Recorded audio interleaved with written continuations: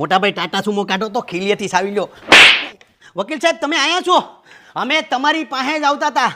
ઓલા બેન અમારા ઘરમાં બળજબરીથી ઘૂસી ગયા છે. સાંભળો, તમારા પિતાશ્રીએ તમને નોટિસ ઠપકારી છે નોટિસ શેની નોટિસ? કે તમે એને માનસિક ત્રાસ આપો છો.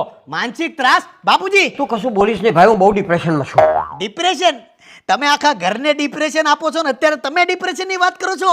વકીલ સાહેબ આને સમજાવો, મારું બીપી ડાઉન થતું જાય છે.